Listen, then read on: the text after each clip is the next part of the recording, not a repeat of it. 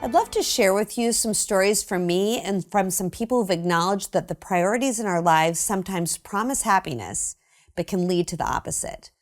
And I want to invite you to listen to these stories like you're getting a glimpse into someone's journal. You might see a piece of yourself in one or more of these stories, and there are definitely going to be some stories and some struggles that don't apply to you. But what I'm hoping is that hearing them might help you to identify what you might have chosen as your main priority, and then for you to start thinking about whether or not it's making good on its promise of happiness. This is going to help us to distinguish between the plants and the weeds in our lives, which will help us decide what we want to keep and what we want to uproot. Okay, story number one. Remember that party I was telling you about earlier? When I go back and reflect on that day, I think that is when a certain priority really took root in my heart. What was I after? Whatever is the opposite of loneliness. It was this deep desire to belong. And this is a desire that we all have to some degree. It's a part of being human. But at that point in my life, it was the one thing that I was certain that if I could just experience it, I was going to be okay. I was going to be happy. And I finally did knock on the door of the party, and I went in, found a couch and sat down. And then I started thinking that I'd been sitting on the couch too long. So I looked around the room and I saw a few circles of people chatting.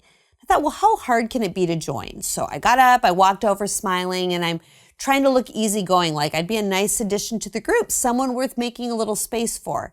But as I moved closer, the shoulders moved closer to each other. Or maybe that was just my imagination.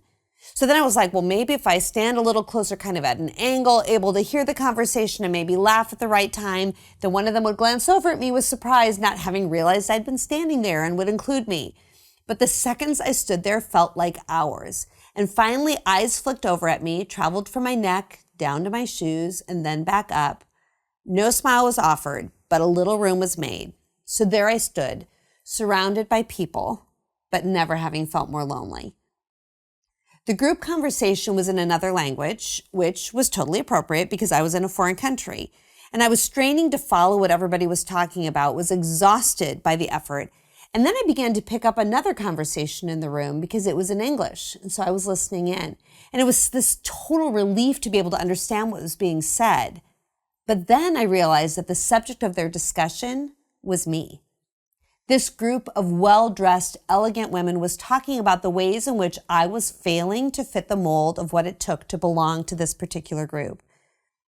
And I really wish that I could say that I rolled my eyes at the whole affair and left. Because who were they to look down their noses at me? They didn't even know me. But I didn't. I stayed and I took notes. What would it take to be accepted? I didn't feel like I had a choice because there was too much at stake. I had to at least try.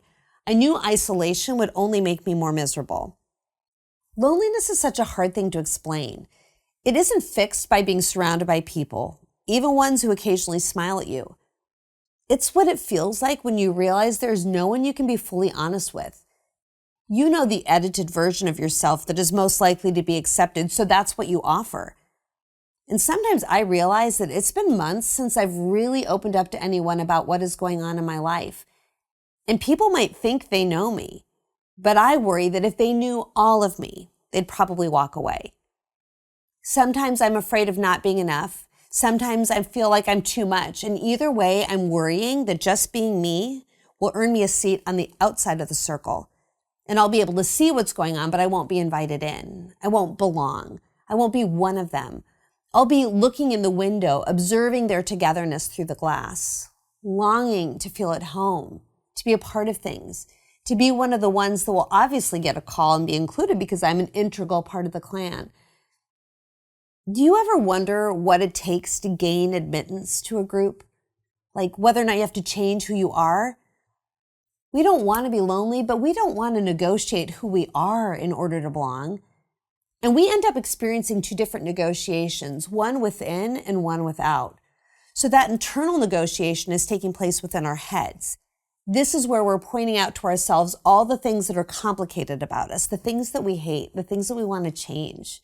So we tell ourselves to stop being so sensitive, to quit caring so much, to pull it together, to at the very least say the right thing at the right time, and maybe be a little more lighthearted because who wants to spend time with someone depressing? A sense of belonging based on what we think of ourselves is pretty fragile. Then there's the external negotiation, a wordless exchange where we observe what we think people want and then we bring that currency to the party. What's the part we're being asked to play? To be the funny one, the wise one, the one who has the best listening ear, the one who plays with the little kids? To be the life of the party? What's the ticket for admittance to this particular gathering or friend group?